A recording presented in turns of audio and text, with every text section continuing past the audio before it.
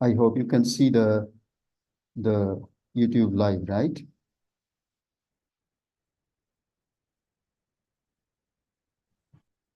Can someone confirm?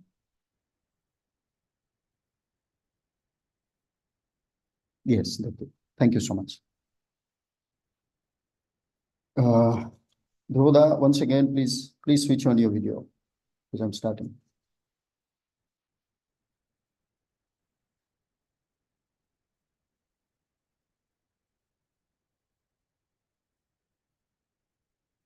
It seems Dhruva is not.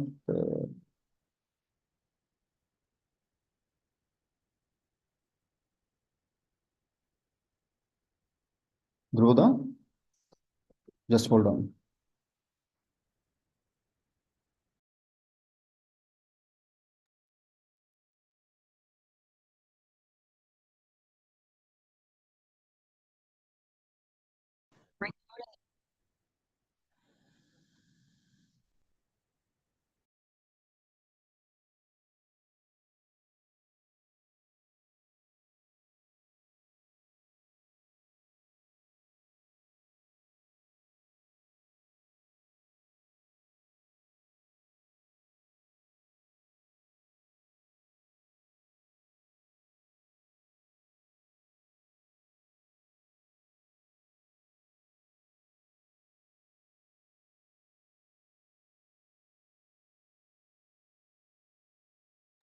I request all the participants to hold on and bear with this delay. Professor Dhrubajyoti Mukherjee is having some hitches with his mobile internet connection.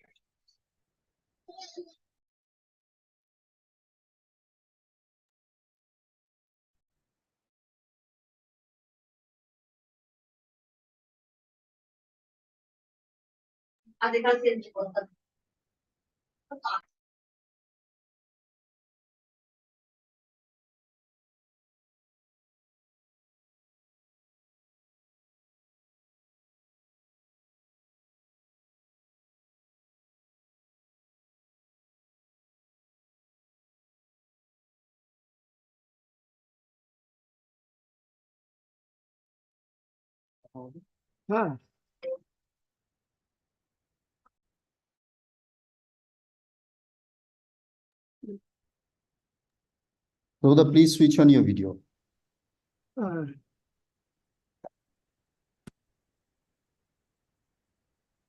Can you can hear me, right? Yes. Yes. Okay, so let us start. Thank you, everyone.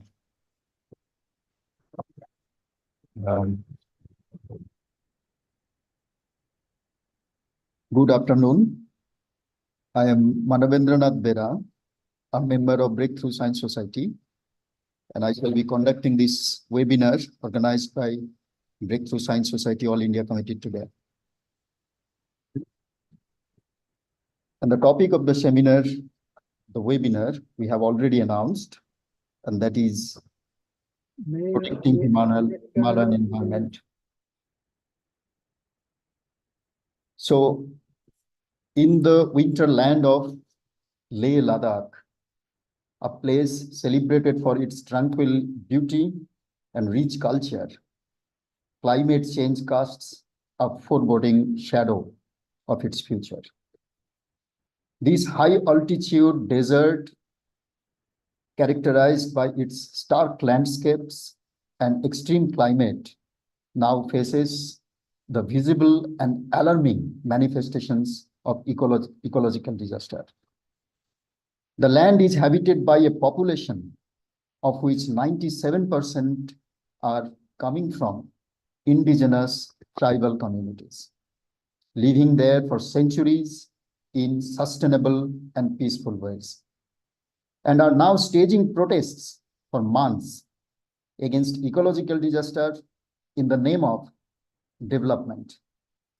Staring at the impending ecological disaster looming over the Himalayan region, they are now fearing of losing their livelihood, culture, and customs. Mr. Sonam Wangchuk, an engineer and education reformer from Ladakh, is known for his innovative approaches to education and sustainable development in the region, along with Ladakh's apex body, is leading this movement. Mr. Sonam Wangchuk staged a 21-day-long climate fast at an altitude of 3,500 meters above the sea level in sub-zero temperatures, seeking to bring autonomy to Ladakh and highlight the damage to the Himalayan region's fragile ecology and glacier by industrialization, which ended on 26th of March. 26th of March, tens of thousands of Ladakhi people participated in this movement. In continuation, the protesting Ladakhi people announced a border march of 10,000 Ladakhi shepherds and farmers, known as Pashmina March, on 7th of April, that is today.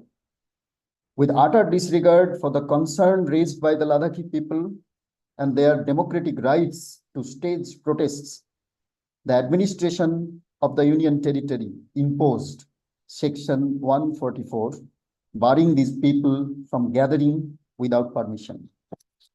While the border march is called off, the movement still continues. The Breakthrough Science Society, a voluntary science organization dedicated for the cause of science and society in India, fully supports this movement and has issued a statement expressing its solidarity on 23rd of March, 2024. Here I read out the statement. Just give me a moment.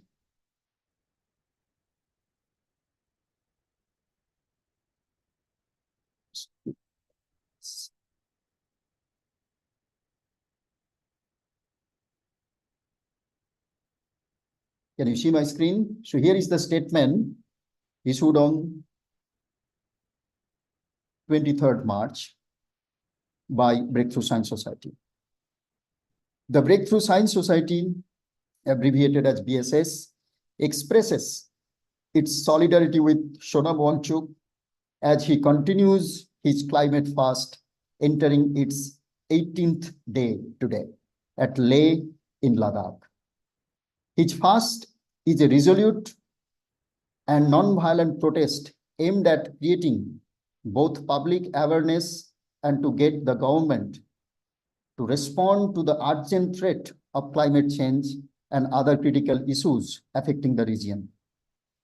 Sonam Wangchuk, well-known scientist, innovator, educationist, environmentalist, and Max Essay awardee in 2018, has embarked on his course of action as his native region of Ladakh, with its fragile ecosystem, stands particularly vulnerable to the adverse impact of climate change. The consequences of rising temperature notably the rapid retreat of glaciers, pose imminent risk to critical water sources essential for the region's survival. Beyond the immediate concerns of climate change, Wangchuk's protest also calls for constitutional safeguards to protect Ladakh's distinct environment and indigenous heritage from the encroachments of the corporate interest. The BSS recognizes his protest as a wake-up call to our collective sense of responsibility to safeguard our planet. Climate change is no longer a distant prospect, but an imminent threat, as witnessed more and more in extreme weather patterns, rising sea levels, and escalating global temperatures. The situation calls for urgent response on the part of all stakeholders.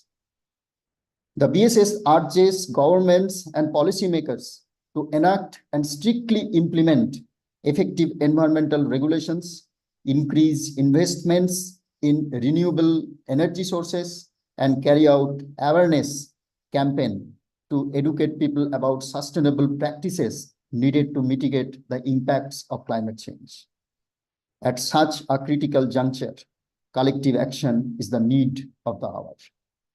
The BSS stands with him in appealing to everyone to join in raising awareness, demanding action, and unitedly resolving to confront the challenges of climate change and forge a path to a more sustainable and hopeful future. At the same time, it is important to consciously adopt environment-friendly practices in our daily lives. More to the point, we call upon the government to engage immediately with Sonam Wangchuk and the protesters to listen to their legitimate demands and see that their concerns about their environment and the well-being of the Ladakhi people are genuinely addressed and not sacrificed at the altar of so-called industrial development and investments for profit. So this is what was the statement issued by Breakthrough Science Society. Today, we are organizing this seminar to extend our continued support and to stand by this movement against climate catastrophe and environmental degradation in the Himalayan region. With this, now I invite Professor Dhrubajyoti Mukherjee, who is an eminent geologist of the country, an INSA fellow scientist, and also the national president of Breakthrough Science Society, to discuss in support of the statement of Breakthrough Science Society expressing its solidarity with the people's struggle in Ladakh. Professor Dhrubajyoti Mukherjee, so please start the discussion. So before I hand over, I request everyone to write your questions on the chat box. We will gather these questions, and if time permits, we will also discuss upon them. Okay, so thank you. Professor Dhrubajyoti Mukherjee. Thank you, Manavendra, for giving me this opportunity to address such a involved group of participants. You have heard about the fight that the people of Ladakh are waging under the leadership of Sonam Wangchuk. They are fighting for their democratic rights, to save their livelihood and their land, and to protect the environment, which is under attack from global warming and climate change. Now, there are two aspects to their struggle. One is, of course, political, and the other is related to environment and climate change, though the two are closely intertwined. Politically,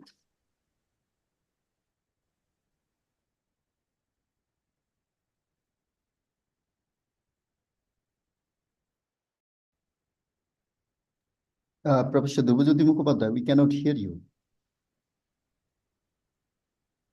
Not audible. now? Yes. Please. Shall I repeat what I said? Or For last just- 30 seconds, yes. Okay. So there are two aspects of this struggle, political and related to climate change and environment. Though there is close relationship between the two, and the two are very closely intertwined. Politically, the people of Ladakh want statehood and autonomy so that they themselves can decide on issues which are important to their life and livelihood. It was a promise from the BJP before the 2019 election that the rights of the indigenous people of Ladakh would be safeguarded through inclusion of Ladakh in the 6th schedule of the Constitution. But after coming to power, they have backtracked on their promise, and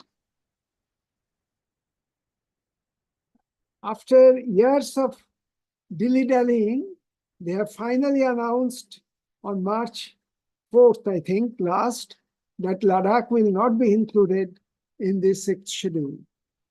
So now, as the situation stands, the Ladakhis cannot exercise their democratic rights. Ladakh is now ruled virtually like a colony by a commissioner or a deputy governor appointed by the central government at Delhi. And he has no direct knowledge or relation or empathy for Ladakh and its problems.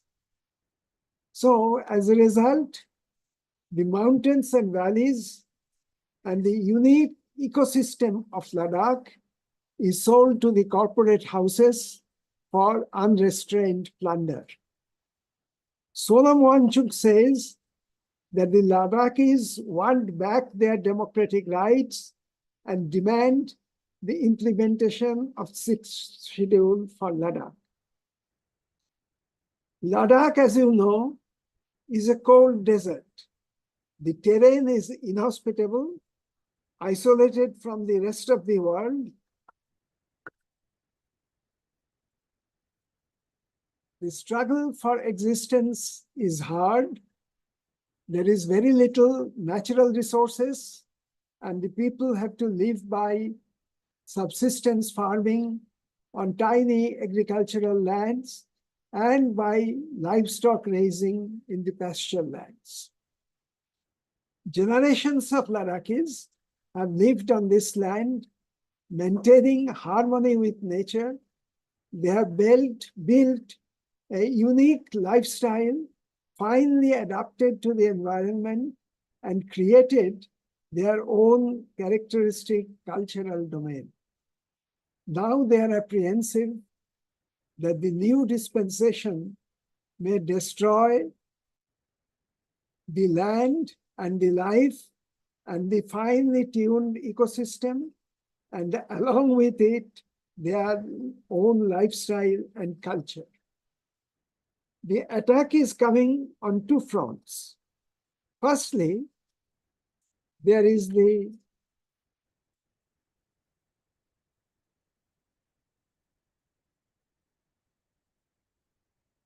Can you hear me? Yes, we can. You can Which hear. button?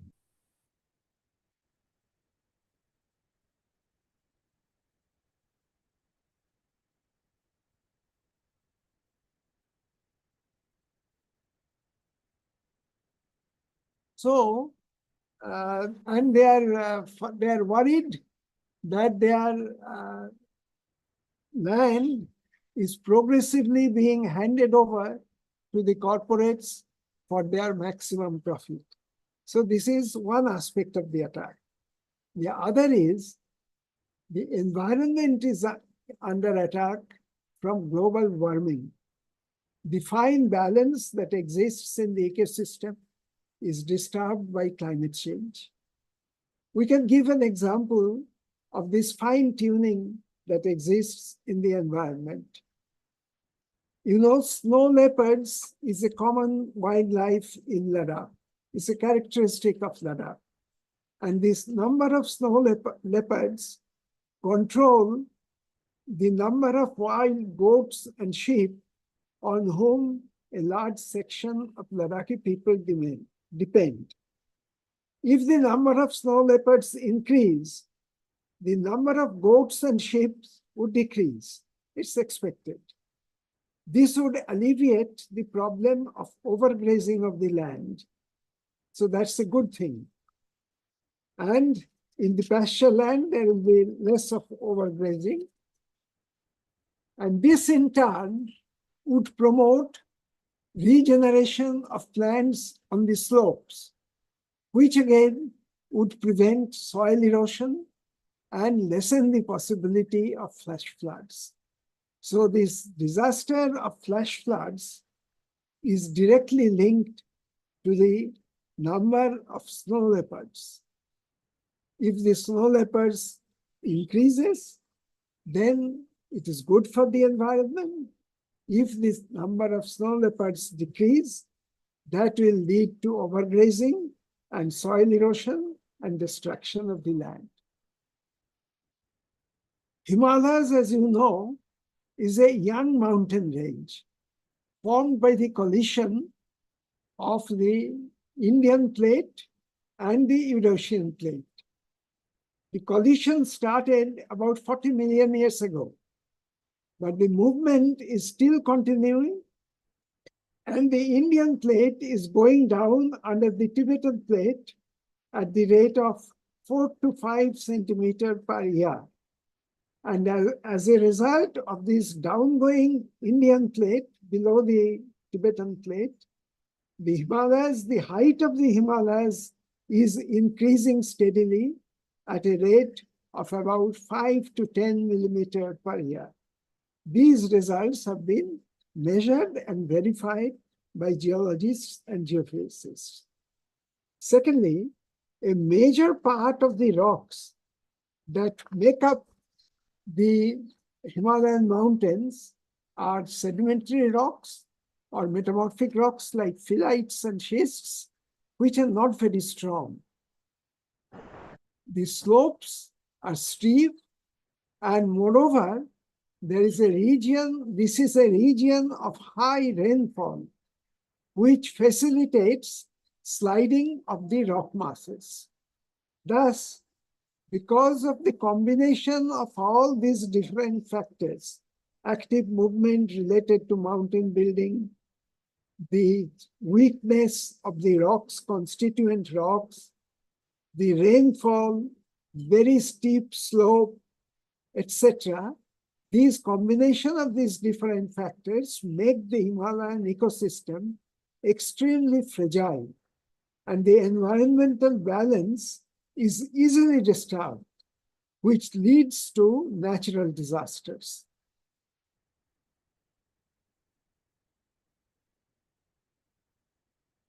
Hence, Himalayas are very prone to natural disasters.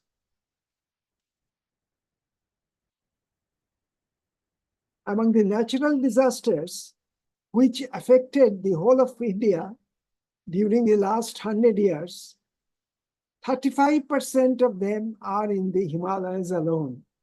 So roughly about more than 1/3 of the natural disasters in India stem from the Himalayas. And such disasters include earthquakes, landslides, flash floods, glacial lake burst outs, snow avalanche, etc. Climate change has exacerbated the problems, and it has really led to a climate emergency, which Madhavendra has already mentioned. Global warming is leading to increased melting of the glaciers.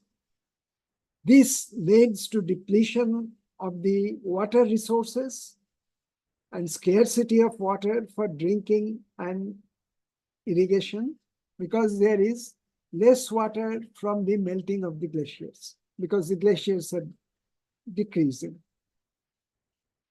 The water precipitation, on the other hand, this is about the permanent snow and ice that is on the land. Then there is a yearly precipitation in the form of rain in the summer and snow in the winter. the winter precipitation, which replenishes the glaciers, have decreased as a result of climate change. So the glaciers are not being replenished. Summer rainfall, on the contrary, has become very erratic, also as a result of climate change. In some years, there is excessive rainfall. In other years, there is almost a drought-like situation. And as a result of climate change, extreme climate events like excessive rainfall, cloudbursts, etc., avalanches, they have become more common. I am not going into the details of the effects of climate change. That is can be discussed in another talk. And in Ladakh, in a general way, we can say, as a result of this change in climate, in recent years, the occurrence of flash floods have increased. I can mention only a few of these very well-known natural disasters which have affected Ladakh. In 2010, a cloudburst just for a day in Leh gave rise to devastating flash floods, which killed more than 200 people in Leh itself. And thousands of houses were simply washed away. And in 2014, a glacial lake, because of the warming, it burst out of its boundary and it washed away the whole village called Gia. In 2015, the rainfall was very high throughout the year, and it was almost twice as much as in the other years. So as a result, the occurrences of flash floods increased in many different parts of Ladakh. Natural disasters, which are a result of this fragile ecosystem and exacerbated by the climate change, such natural disasters are compounded by the problems created by an explosion of tourism during the last 20-30 years. Population of Ladakh was about 2.75 to 3.0 lakhs. So it was a very sparsely populated country. Tourism has put an enormous human burden on this land. In 2023, the number of tourists was 6 to 7 lakhs, almost twice the population of Ladakh. And to cater to such a huge number of tourists, the necessary infrastructure has to be built, roads have to be built, and buildings have to be built, hotels and guest houses have to be built to accommodate the tourists. And where from would this land come? This land would come at the cost of agricultural land and pasture land. So at Leh, I will just give you an indication of how much is the construction boom that has taken place. At Leh, just a few years back, there were about 200 hotels. And now it has jumped to nearly 1,000 hotels. This is just standard hotels, in addition to the guest houses and homestays, etc. So this loss of agricultural land is adversely affecting their food security. And in the future, food security will emerge as a problem. And the same with the pasture land. The pasture lands are also being gradually eaten away under the pressure of construction and under another attack, apparently to meet the threat of climate change. that is solar panels. So huge solar panels are being built at the cost of the pasture lands to meet the demand of electricity for the tourists and the indigenous people. So this is also this loss of land as a result of this present dispensation is a cause of great worry for the Ladakhi people, and it is adversely affecting the ecosystem. It is also affecting the water supply. Earlier, the source of water for the indigenous people of Ladakh was mainly meltwater and springs. Due to construction boom, half of the springs have been blocked, and the almost more than half of the natural streams, they are blocked up to make way for the construction. So not only the surface water supply has very much declined, and the natural blockage of the drainage is also indirectly leading to more and more water-induced landslides in Ladakh. So now the Ladakh, to meet the burgeoning demand of water, the Ladakhis have to, the corporates particularly, have to depend primarily on the groundwater. So there is a very large extraction, large-scale extraction of groundwater to meet the tourist influx, demands of the tourist influx. And the water table as a result is coming down, and the water crisis is already started to appear, and it will become more in the coming days. And I have also already mentioned that this blockage of the natural drainage is making the land more and more susceptible to landslides and flash floods. I mentioned already about the loss of pasture lands, which is not in the cities, but in the countryside. And in the countryside also, they are losing the pasture land as a result of building of roads, also for the army in the border, and for the construction of solar panels.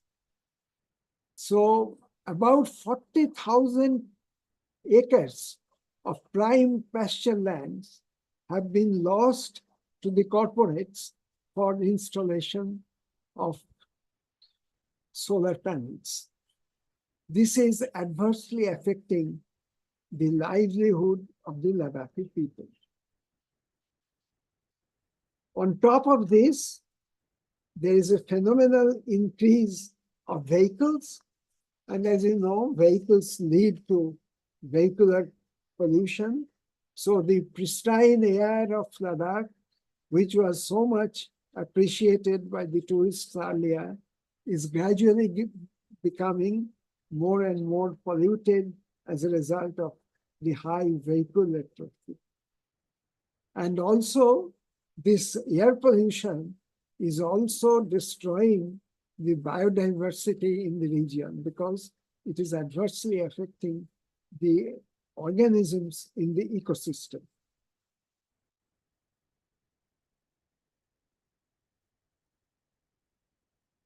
Finally, an enormous problem which has arisen is of waste management. It is also directly a result of the explosive growth of tourism. The traditional Ladakh society was nearly a zero waste society. Almost whole of the waste was recycled. The human excreta was composted in dry toilets, which saved water and also produced fertilizers for their agriculture. And the other types of organic waste from kitchen, etc., they were also recycled. So there was very little waste dumping in the traditional Ladakhi society, and it was a clean environment. With the advent of tourism, mountains of garbage is being produced now. And especially the problem is of the plastic waste due to the tourists. At Leh itself, 50,000 bottles of plastics are used every day. Just think, 50,000 bottles of plastic are thrown into the environment every day to a pristine landscape which had no pollution earlier, which had no waste earlier, waste dumping earlier. And every day, 15 to 16 tons of solid waste are produced. And most of this solid waste, which includes a large proportion of plastics, is dumped in open cast landfills just in the outskirts of the town. And they are called bomb guards. These very unsightly landfill in the outskirts of Leh are called bomb guard, and they are set on fire. So the fire that is set on fire, that is coming from the waste dumps in the outskirts of the city, it is producing toxic fumes, which is polluting the area, and the smoke wafts to the glaciers and accelerates the melting of the glaciers. So it cuts in both ways. It pollutes the air, it gives rise to larger rate of melting of the glaciers, adversely affecting the source of the water.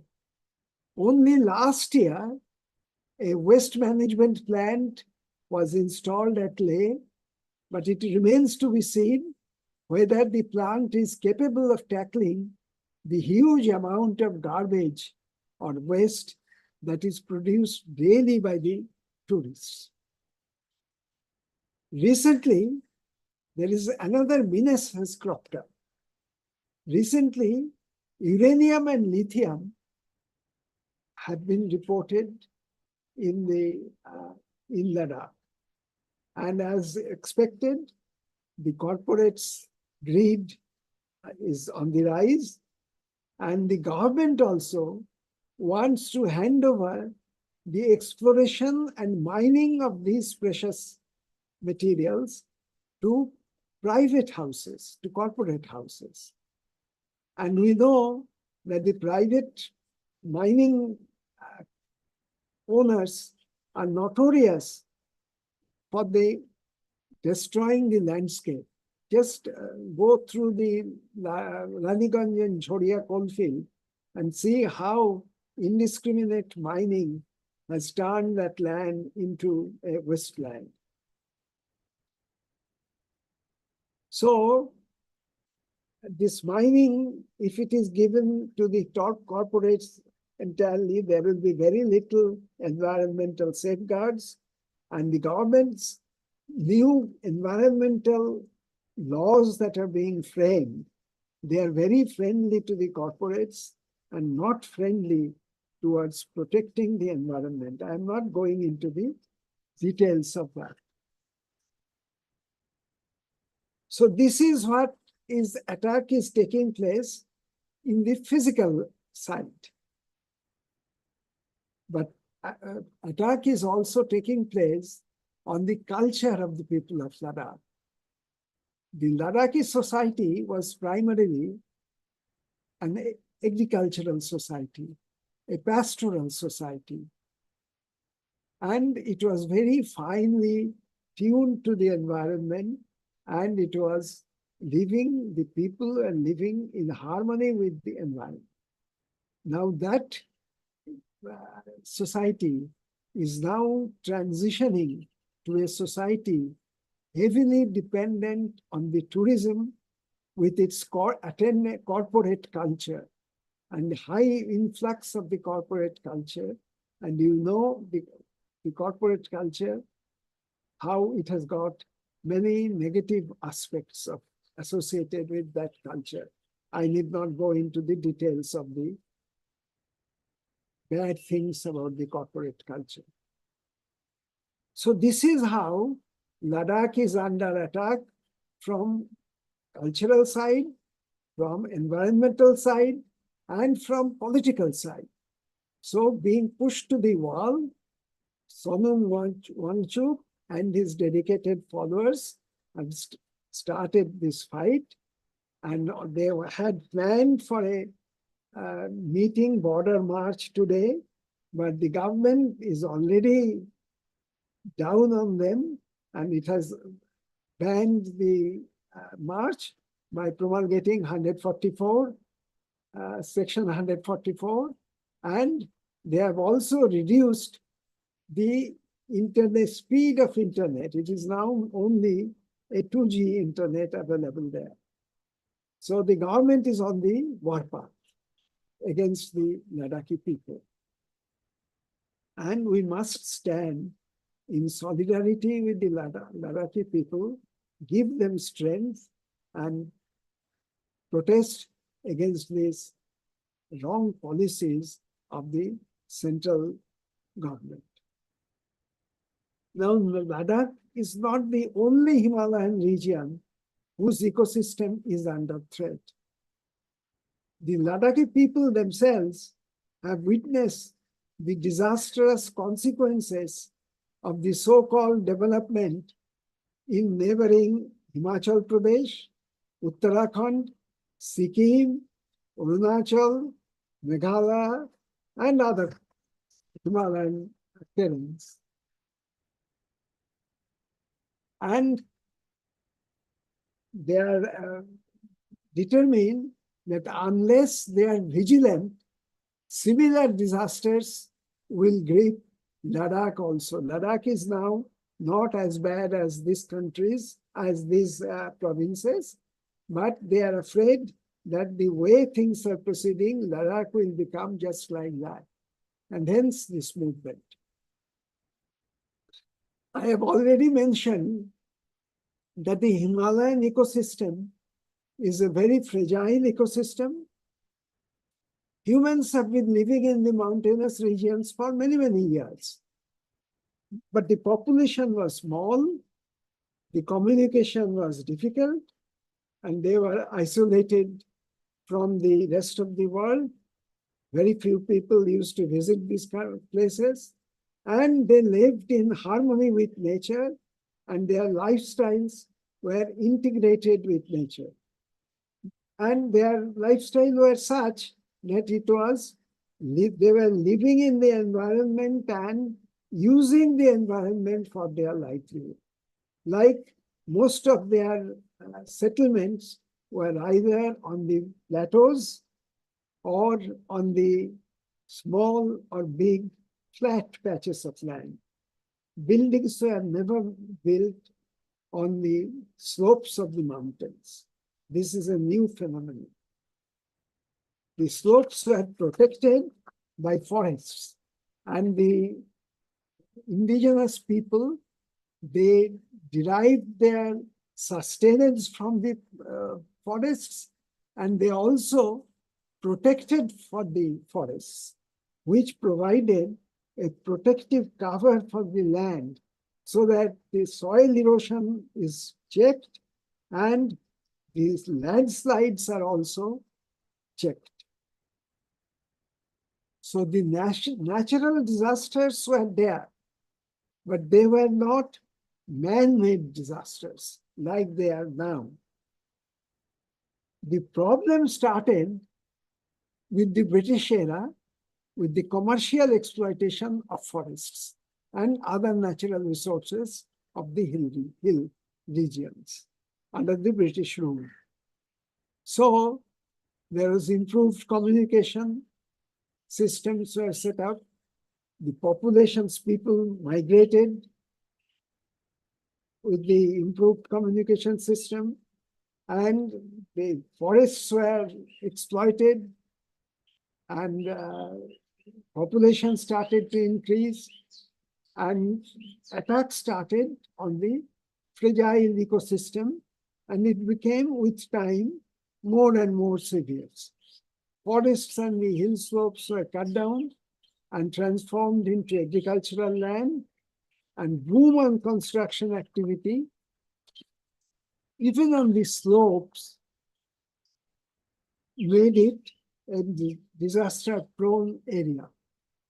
Natural drainage was blocked, and landslides were very common on the hill slopes. And recurring flash floods became common. But till the early part of the 20th century or middle part of the 20th century, there was some restraint, and things were not somewhat under check. But during the last 50 years or so, there has been, the situation has become extremely bad, with unbridled construction activity and explosive influx of tourists. And the tourists brought in their wake the other consequences, which I have already mentioned.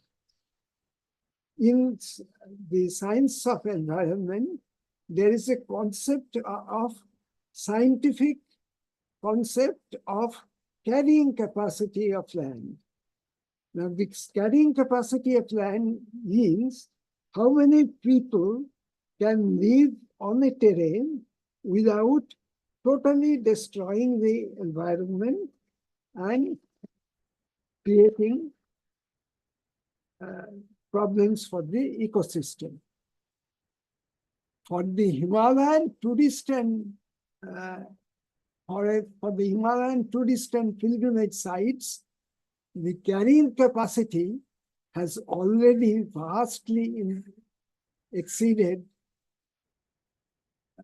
than the critical value. So the landslides, subsidence, flash floods, inundations have become a common occurrence. I'm not going into details of that. I'll just mention a few disasters and their reasons. On top of these environmental problems, there is an added problem that Himalayas is a zone of high seismic hazard. Earthquakes, several earthquakes in recent years have caused crippling devastations in the Himalayan mountain chain. Because it is a young mountain chain, it is actively being deformed, and active deformation means that it is earthquakes generated by the deformation itself. So it is a earthquake-prone area, and all the other environmental hazards, earthquake is an additional hazard in the Himalayan terrain. So among the recent earthquakes which has devastated the Himalayan region, say last 20, 30 years, in 1991, there was the Uttarkashi earthquake. In 1999, there was the Chamoli earthquake.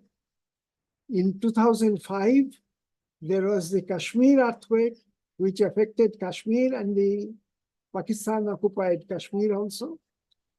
And in 2015 is the mega earthquake in Nepal, which not only devastated Nepal, but it also caused problems in the Indian part of the Himalayas also. So we must, whenever we build constructions, build roads, or build dams, the seismic hazard must be taken into account, which is not always being done or sometimes glossed over.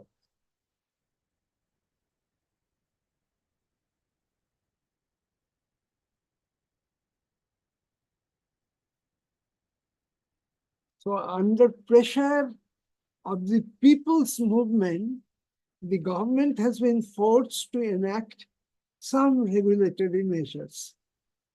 But the implementation of these regulations is miserable. There are building codes are specified, but right under the eyes of the administration, multi-storied buildings are being constructed on the fragile slopes, on steep slopes, defying all building codes. So regulations have to be framed, and they have to be, the government must see to it that they are strictly implemented, and the corporates cannot bypass the regulations by different types of subterfuges. The sad thing is, at places, the government is itself promoting projects which pose threats to the environment. And the few such important projects which are not friendly to the environment, you know about the Peri Dam project, how it inundated a vast tract of land, and Sundarlal Mohguna spent his whole life and gave up his life fighting against this Peri Dam project. Now, a big unrestricted dam construction is going on in Arunachal area, and the latest very reprehensible project is the Char Dham project. And 4-lane highways are being constructed on landslip prone slopes with almost, and the road cuts are at places almost vertical. The stable slope is about 10, 20 degree, 30 degree. That is if the slope is 20 to 30 degrees, that slope is generally stable. And unless there are some triggering effects, landslides will not take place. But some road cuts, they are almost vertical walls. They're extremely prone to landslide. And this, so tunnel collapse, and they are building tunnels, and this use of heavy machinery, they are blasting, the vibrations, they are also triggering landslides. You know about how the tunnel collapsed on the Char Dham project, and the miners were were trapped for about 16 days. So about the disasters you have read in the newspapers, I just mentioned a few only, which are really landmark disasters. In 2013, there was the Kedarnath disaster, which produced devastating floods, not only in Kedarnath, but through a large area in downstream. And thousands of people died and properties destroyed. And this started from the bursting of a glacial lake upstream of Kedarnath, in the upper side of Kedarnath. Then in 2021, a bursting of a glacial lake in the upper reaches, this produced a huge landslide and a cascading stream of water. The Rishigonga, the entire Rishigonga project, the dams were completely washed out. The power stations were completely demolished. That is also a very disastrous occurrence in the Almora Himalayas, Garhwal Himalayas. And in 2023, in Sikkim, the South Lonan Lake burst out, and the whole of Tista 3 Dam was destroyed in minutes. So if such disaster happens, and if an earthquake happens on top of that, you can easily imagine what devastations will be caused not only in the hills, but also in the plains in the downstream areas.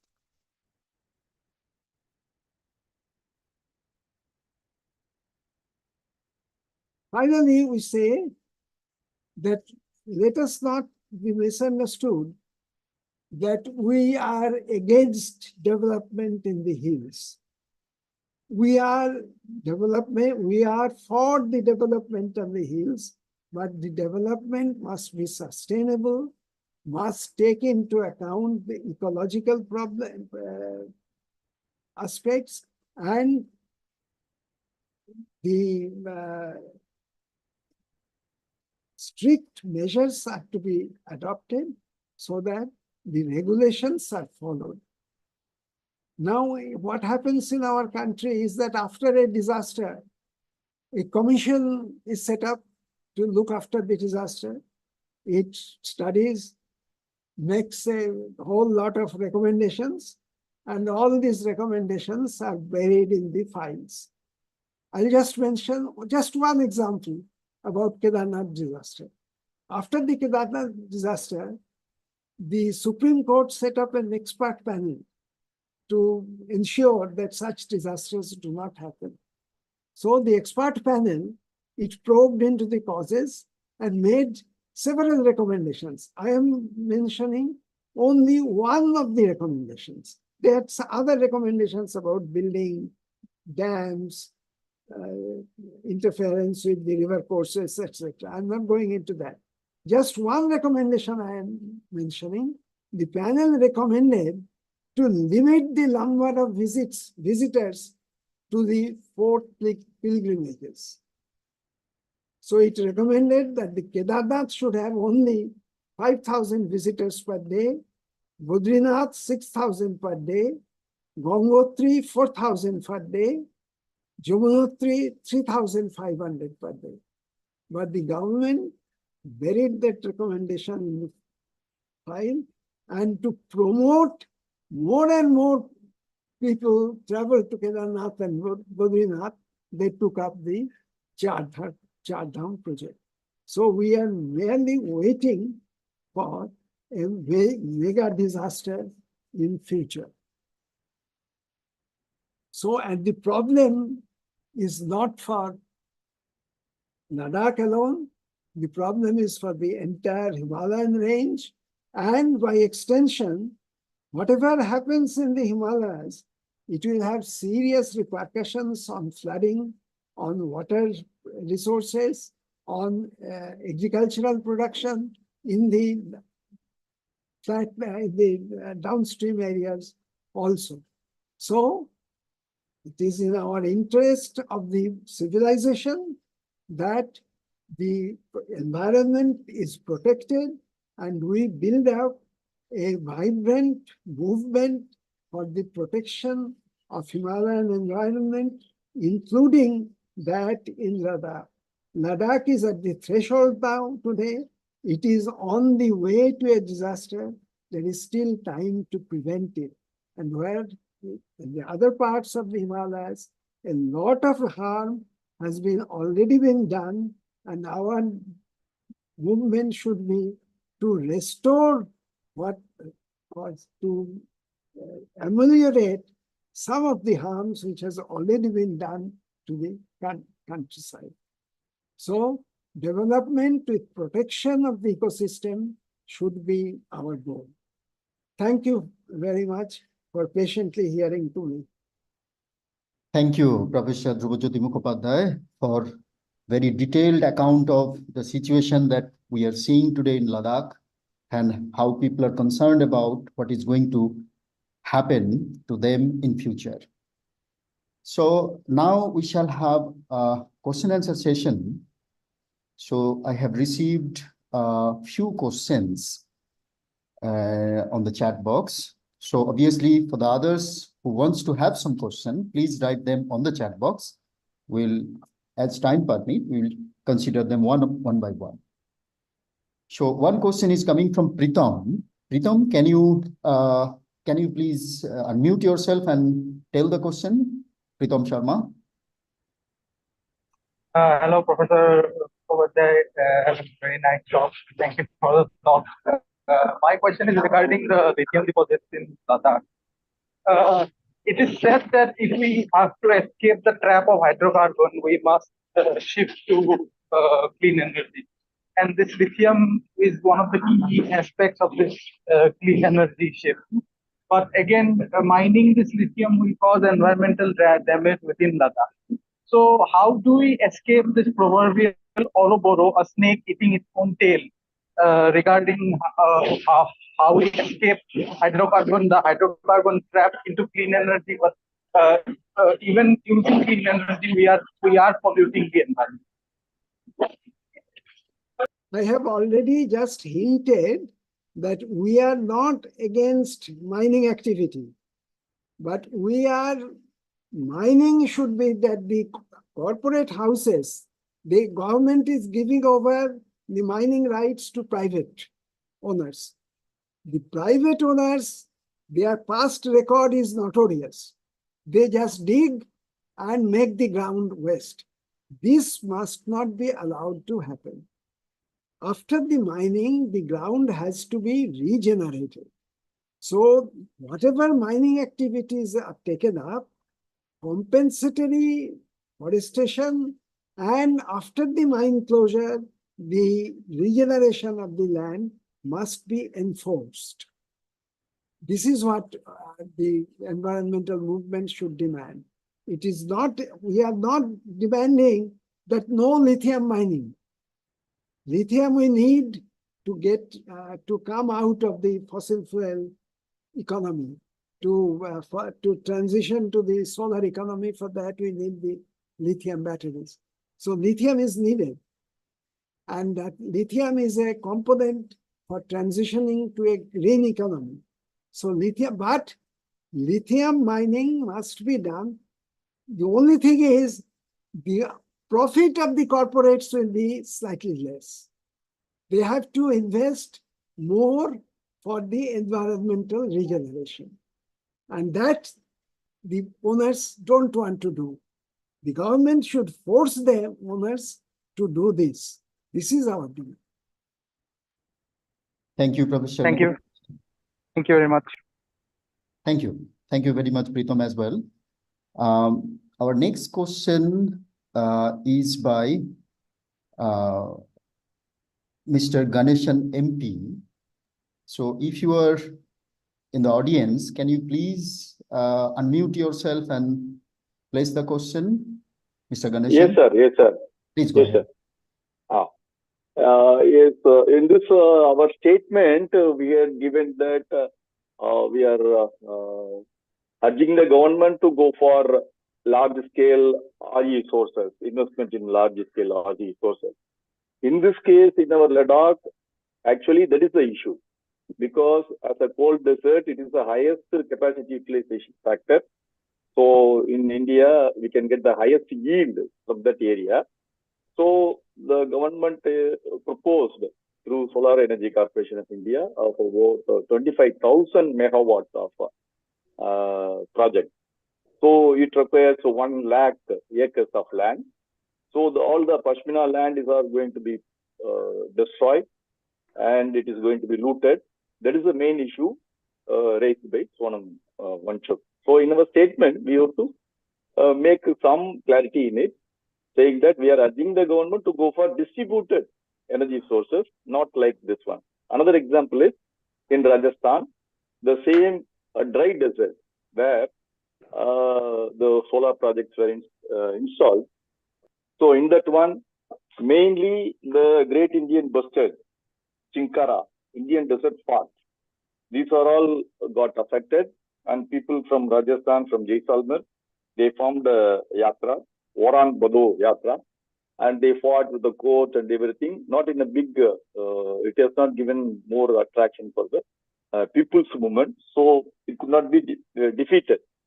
So there also the Great Indian Bustards are getting destroyed. That is one aspect. Sure. Mr. Ganeshan, So repeat your question. Can you please phrase the question in few words or something? That's why I am saying that in our statement, we have to say that urging the government to go for large-scale investments in RE sources. That one is to be slightly clarified. I see. I see. So, Yes. Sorry, large-scale what? In our statement, we told that we are insisting that to go for large-scale RE investment in RE sources, in renewable energy sources. That means it is coinciding with the government's present proposition of 25,000 megawatt in Ladakh.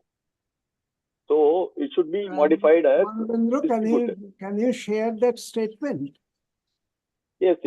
Our statement, you mean, right? Yes, because Mr. Ganeshan is referring to our statement.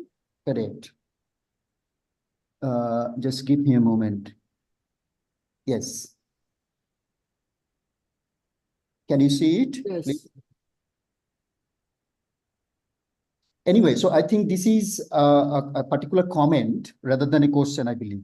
Maybe there are some people who are waiting to have some questions and listen from the speaker. So maybe I move to them and then come back to this if time permits. Is that okay, Mr. Ganeshan? Sure. No issue. Yes, we can proceed. Professor Mukherjee, can we move to the next question? Yes, sure. Okay, thank you. So we have one question coming from actually two participants from the audience actually asked the same question, that why they have organized march to the border. The second person also asked this question, saying that why then Sonam Wangchuk is going to China border for the march. I think this was very clear from what Sonam Wangchuk said in his that small video clip where he expressed his philosophy. He said that the Ladakhis are losing their land. In the south, they are losing their land to the corporate houses for construction and energy requirements. And on the north, they are losing their land to the Chinese who are occupying the parts of Ladakh. So they are marching from border to border that give back the land to the Ladakhis. That was the reason for this border-to-border march. Okay. Both the borders, they have lost their land and they want to regain that in a non-violent way. They made that very clearly. In a non-violent way, they want to do that through. Thank you, Professor Mukherjee. I hope the question by Yadur Mahabala, Mr. Yadur Mahabala is addressed, right? Can you please Yes, say? correct. Thank you. Thank you so much. Yeah, actually, I don't agree with it actually. Chinese are occupying Ladakh land. I have studied the whole Indo-China border disputes in several centuries, its history and all that. Actually, LOAC is being violated by the Indian side. This is a political. Okay, it's a different discussion altogether. It's a different discussion altogether. What I mentioned is what the Ladakhis feel. The pasture land people, they feel their pasture land is being lost either to these in the south to the corporates coming from Indian mainland and to the north from the Chinese coming from the other side of the border. No, Chinese have not come. It's only in one point. It's a completely different discussion. It's a different discussion. What we are saying is what the Ladakhis are feeling. Okay. Yes. Okay, I will go to the next question, and there is one question coming from Mr. Devesh. Mr. Devesh, are you on the audience, and can you please unmute yourself and place the question? It seems I don't see him, so let me read on behalf of him. So the question is that this sounds so horrible. This might sound like a silly question, but it does not seem like there is another way, at least in today's scenario. And that is there any way to eradicate the corporate sectors and tourists from Ladakh? Professor Dhrubajyoti. Is there any way to eradicate the corporate sectors and tourists from Ladakh? I mentioned about the carrying capacity of the land. So the tourists in Ladakh have to be limited after a scientific study of the carrying capacity of a particular sector of Ladakh. One thing. Second is that all the waste disposals, that problem and the water problem some good scientific answers must be obtained. There must be scientific studies must be undertaken to solve this problem of waste disposal and the water supply. So you cannot stop the tourists from coming, but you can limit their numbers depending upon the carrying capacity of the land, and you can scientifically tackle the problems which are coming from the activity of the tourists, like plastic, disposal of plastics, disposal of waste, etc. Thank you. Thank you, Professor Mukhopadhyay. So we are going towards the end in a sense, like two more questions we have, although they are related. And these questions are to think about what we can do in future. So one question is coming from Mr. Anil Sawant. Mr. Anil Sawant, are you there on the audience? Yeah. Can you hear me? Yes, please go ahead. As the situation is today, government has taken steps to isolate the Ladakhi people and pressurize them. In such situation, how can other citizens of India can support their struggle? This is the question. Thank you. Thank you, Mr. Anil Sawant. There is also another related question coming from Kriti Mukherjee. It seems she is not there on the audience. And the question goes like this, that I totally agree until we think about sustainability and no development can develop the country. Okay, so her question is that what should be our role as a normal citizen of India to protect environment and support this environmental movement or climate movement? And Yes. Professor Mukhopadhyay, I would like to add another point to this particular question so that you can address, and with that we will end the program. That is, so this climate change issue is obviously this impending climate catastrophe looming over the horizon already we see, right? So the situation is not just what we see in the Himalayan region, but also in the other parts of India. For example, in the coastal regions, even in the middle of India, which is experiencing droughts or heavy rains unusually. And also we see there are a lot of deforestations happening, let's say in Hasdeo or Bakswaha, in this particular region, denying the tribal rights for their forest and their sustainable living style or livelihood. So it obviously requires that as a common citizen, we should think about some collective action. And that is what possibly these two participants questioned about, that how we can participate, what should be our role, and on top of that, how Breakthrough Science Society can effectively engage itself to develop a movement against climate catastrophe and environmental degradation. Professor Mukherjee, please. Yes. The only way these things can be done is by organizing the people. Organizing the people and putting pressure on the government to all the things that I have already discussed.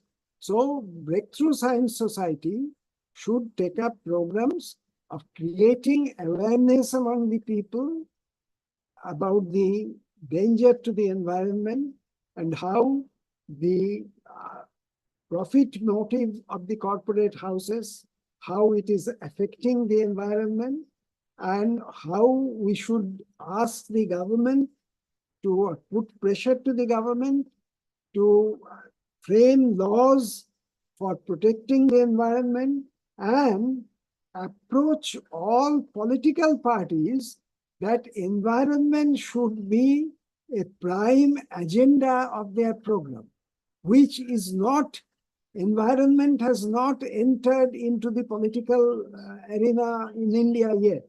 Whereas in many other developed countries, environment has become a political issue. There are green parties which fight on the environmental issue. Whereas in India, environment has not yet become political part of the political agenda. So, number one, make the people conscious about the danger to the environment through programs like this convention that we have, webinar that we are doing. We can have programs at the grassroots levels, in mohallas, in villages, depending upon the strength of the organization. We should spread the message throughout the country about the environment, number one. Organize movements demanding that the government do the necessary things. And third, appeal to the political parties to make the environment a part of their agenda, a manifesto, part of their manifesto. Thank you, Professor Mukhopadhyay. So essentially, we understood that our first step would be to make public aware of the looming danger of climate catastrophe and environmental degradation. And obviously, Breakthrough Science Society is continuously making efforts so that more and more people become conscious about this climate crisis.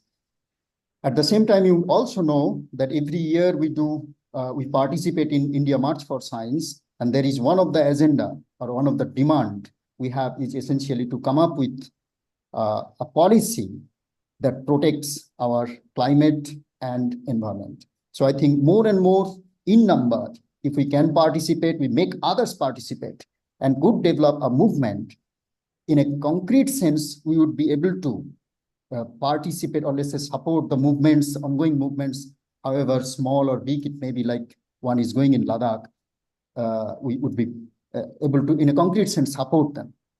So I think with this ending note and the appeal that all of you please be concerned about the seriousness of the situation and make people aware of this situation and more participate in these kind of movements. We end This webinar is one such program, to make people aware of this. So there should be hundreds of programs like that. Like that, yes. So with this appeal and note, we end our program today. And before ending, once again, I would like to thank our National President, Professor Dhrubajyoti Mukhopadhyay, all of you who had actively participated in this webinar, and the people who have placed the question to make this discussion interactive. So with this and with the support we express towards the movement led by Sonam Wangchuk in Ladakh, we end our program today. Thank you very much.